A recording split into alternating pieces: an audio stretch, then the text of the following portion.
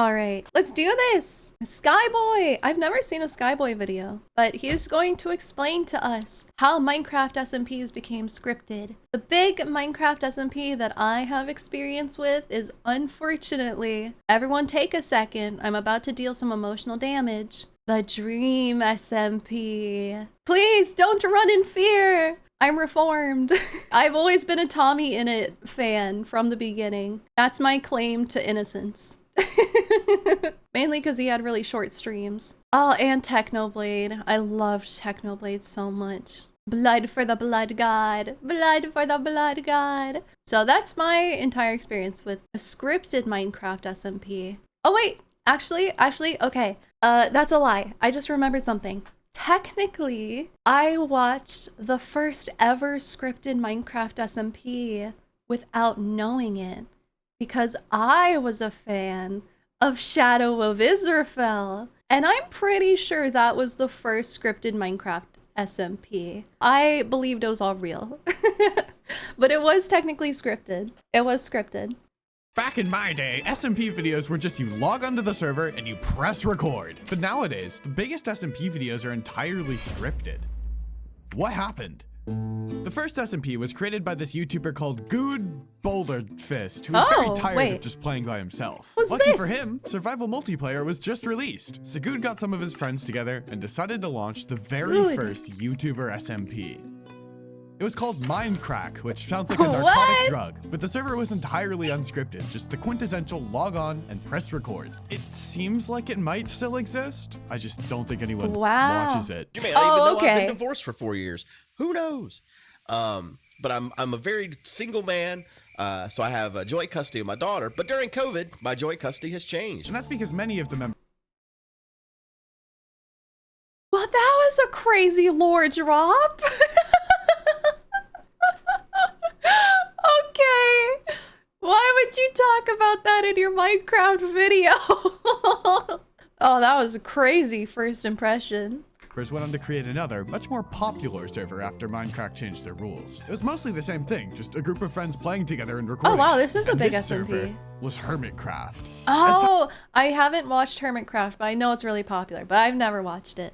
Time's gone on, there's obviously been more planning going into certain episodes, but everything you see is still real. This is how the SMP space remained for years. Get your popular friends, press record, and subsequently be able to afford a small private army. But all this was about to change, with the creation of a brand new server that would break any previous record of popularity. Oh god, here we go. The only secret to its success was scripting. Before I talk about that server though, this video is sponsored by Opera GX. Your browser is boring. This ultimate gamer browser lets you import your settings, bookmarks, history, and cookies from your old browser. And once that's done, you can customize it with mods. For example, I got this cozy little mod that adds a warm glow over my websites, and it even comes with background wait, I didn't know music. you could do that. Then I decided to pair it with dubstep typing. What the fuck? If you want your keyboard I didn't know you could do all this with Opera. or to sound like virtual rock. Okay. Wars.com overheating by letting you limit with the X control. I was talking, use my link below to download Opera GX. Here we go. Today. Back to it.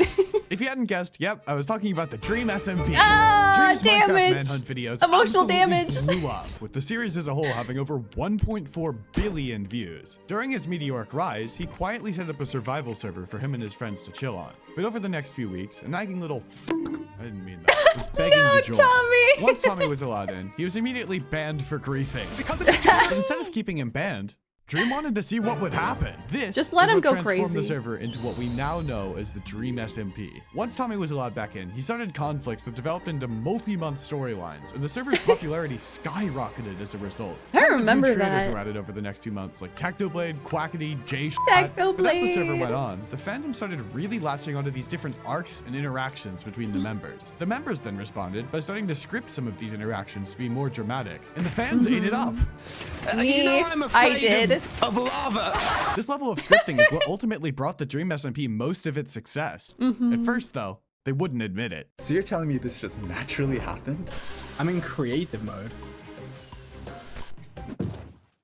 This dude will do anything but answer my questions. Oh my. My fans are just like sweet little kittens. But scripting had Stop! one major downside. Stop! It made it really boring for a lot of the members. The streams got planned out to a now stressful degree of detail. And it Oh. was just a lot. It was getting too much. As a result, many of them didn't bother logging on, and this was made much worse when Technoblade, who is at the forefront of the plot, passed away. This led to many of the members falling out, and ultimately the end of the server. And yeah, my other Really? video where I said it was because of sexism or something was wrong, I'll admit it. But as the Dream SMP declined, there was Oh, a I found growing something gap else. for a new server to come and take its place. And this server would be the Lifesteal SMP. Wait, Which what? my friend Barry will cover. I could make up some shit like, oh, he's uniquely Lifesteal? Wait, I don't think I've ever heard of that one. qualified because he made a video about lifesteal copies, but really, he just genuinely deserves the shout out. It began with two Okay. YouTubers, Mapic and JPEX, who had the plan of making a hardcore server Oh. and inviting some of their friends to come and play. However, they would soon ditch this original plan when they invited their friend Parrot, who had an idea that would change everything. Basically have hearts, and hearts are like the server's currency. If you die to someone else, they gain a heart, you lose a heart. And I was like, all right, if you want this to succeed, I have an idea. That's Players were now more cool. cautious of dying since it had a big drawback of losing a heart, but were now That's more really competitive to cool. kill other players so they can try to gain a heart. Because of this great Ooh. idea, it was after season 1 where Mapic and JPEX agreed to just let Parrot run the server from now on. And so in season That's 2 crazy. is where things really began to take off. The Lifesteal SMP grew in size when they added a bunch of new creators to help create even more content. This was really good, not just because of all the videos they got out as a collective, but because they started to capture the remains of the Dream SMP audience. Wait, how did I never hear about this? What?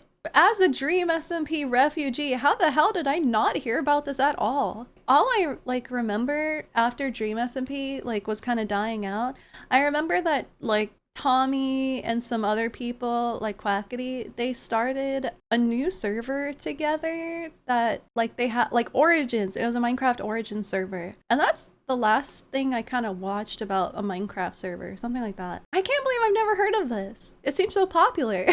I will say, I'm pretty weak to a good Minecraft scripted story. It's just so entertaining. It's genuinely like watching a really cool show. And obviously, I already love Minecraft, so it's like, oh, I feel like I'm already gonna love this because I just love Minecraft. So hell yeah, I'm gonna watch some people pretend to play Minecraft. Pretend to roleplay Minecraft. I both had this exact same video idea, and he generously offered to let me have it. His videos are really similar to mine, so check him out, you'll enjoy it. Seeing the success of Lifesteal, many other YouTubers wanted a piece for themselves. And by now, SMP content was much less about the members and more about the cool, clickable, thumbnail-optimized thing the members were doing. So always because the of this, pretty thumbnails. much anyone could get views by just copying what Lifesteal does. No Safe to say shot. people did that, and it worked for a while. Until eventually, Really? the YouTubers realized they didn't even need to try. They could just fake it. Faking videos was What? so much faster and easier, and also enabled them to write much better stories than you could get by just recording naturally. Oftentimes, these videos could even get more views than Lifesteal themselves. I was trying to get into SMP content around this time, and dude, I was hard-pressed to find a single server that wasn't completely scripted. Seeing all these YouTubers having such success with scripted videos, Lifesteal members began wondering, what the fuck are we doing? And started making some themselves. Parrot made one fake video, but he said he hated Wait, copying the people who were copying you was kind of a really smart idea. If they're doing better than you, that's kind of a flex. Just steal the ideas back for them. That's kind of awesome. it and went back to authentic stuff right after. Spoke, on the other hand, didn't give a shit and made like 20. Oh my Eventually, God. all these scripted videos just sort of stopped. Looking back, I think it's because most of the money-driven hustle grinders making them realized kids' content was even more profitable. What the fuck? Guys, I think I'm in the wrong line of content creation. I think I gotta start making Minecraft scripted videos. Apparently that's where the money is. I'm in the wrong line of work. So they just switched to that. Good to know that youth are That's watching crazy. upstanding creators with morals and integrity. But anyway, the scripted YouTubers who didn't Millions get into of straight-up views. kids content began to transition back into more genuine stuff on actual SMPs. Oh, okay. Literally just because scripted is so fucking boring to make. That's actually where I come in. I used to make videos on the Bliss SMP, but once unscripted servers like Bliss gained notoriety, tons of smaller SMPs popped up trying to replicate it. The SMP space became very fragmented, and the audience was much less focused on just lifesteal like in the past. Also around this time, it was getting really hard to come up with a single video idea that hadn't already been done. Even the lifesteal members, who had been doing this content the longest and were the best at it, just weren't getting the same views they used to. So eventually, Parrot decided enough was enough. Oh. He and another member, Wembu, known for his biblically accurate Minecraft thumbnails, had an idea. What the hell? What if we made scripted Minecraft videos, and instead of lying about it, we could just be upfront and tell people to enjoy the story? What if we made out? After they crafted... Oh, that's a fire idea. Just make out with the homies. That'll get you millions and millions of views. this genius new infallible concept, Parrot put out his first scripted video. Uh-oh. And it kind of flopped. It was his worst performing video in months. From the comments, a lot of the audience seemed like they weren't really sure what to make of it either. Like, when's the last time you've seen a YouTuber have to put a comment like this? But Parrot wasn't gonna give up yet, because he had one more trick up his sleeve. The way YouTube's algorithm works right now, it incentivizes making really stretched out videos to keep you on the platform as long as possible. And as long as you can keep your audience just barely interested throughout, that's usually all it takes. Personally, you know, I'd rather be more concise and to the point, but both approaches are valid, I guess. Parrot's next video was over 3 hours. Oh! What the f***? Most of it was consequently a lot less heavily edited than his older stuff. I mean, there's long stretches of basically uncut gameplay. And Parrot was really the one who popularized the style of like more fast-paced cutting between events. Because of this, there was a pretty significant risk his audience just wouldn't like it. But somehow, against the odds, it worked. What? 7 million! Hello? Where'd the audio go? It worked. Oh no! The audio scuffed. Oh god. Okay, I thought I hit something accidentally. What happened? Is it muted because of copyright? Uh-oh. Oh no! This is just awkward. If people started making scripted videos again, they'd work. We'll just have to guess what he's saying. Oh, there we go. Got it. How are these any fun to make? Every other time. What did we miss? We must have missed something really important. Oh, that sucks. But yeah, the longer videos definitely make sense. And I definitely see it too. Like, longer videos get pushed out a lot more by YouTube.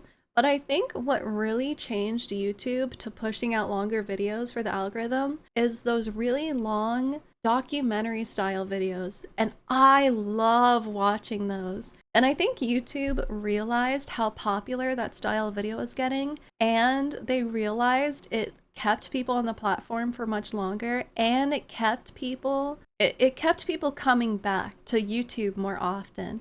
Because you don't sit and watch like a 4 hours type of, like you don't watch a 4-hour YouTube video all in one go. You always come back to it. You like watch 30 minutes here, watch an hour there, watch another 30 minutes. So it keeps you coming back way more often. So I think that's why YouTube's been changing like the past couple of years to kind of focus on pushing those videos because they like the attention. Time scripted SMPs came around, people got burnt out very quickly. So if Parrot and Wembu are going to keep this up, they must somehow be actually enjoying it. I love you, wow. A guess, I'd say it's probably through writing the best possible story they can. Sort of like, you know, why a screenwriter would enjoy writing a movie. But I guess we'll find out if these videos suddenly stop in like 3 months. With that, remember to subscribe and have a great rest of your day. If you enjoyed this, you definitely also enjoy my History of SMPs video where I go a lot more in depth on it. You know how I know that? That was good. Because I plagiarized. That was very good. That was a good short little summary. However, not a single mention of Shadow of Israfel, so I'm rating this like an 8 out of 10. Because I would argue that Yogscast Shadow of Israfel is probably what inspired like all of these people, probably. They probably watched Yogscast and that's why they got into Minecraft. And then they realized they could make stories just like Yogscast or something like it. You know what I mean? So I would argue that's a pretty important aspect of this. Know where you came from. It all goes back to Yogscast. Hi, thank you so much for watching. If you liked it, please don't forget to give a like to the video and subscribe to my channel.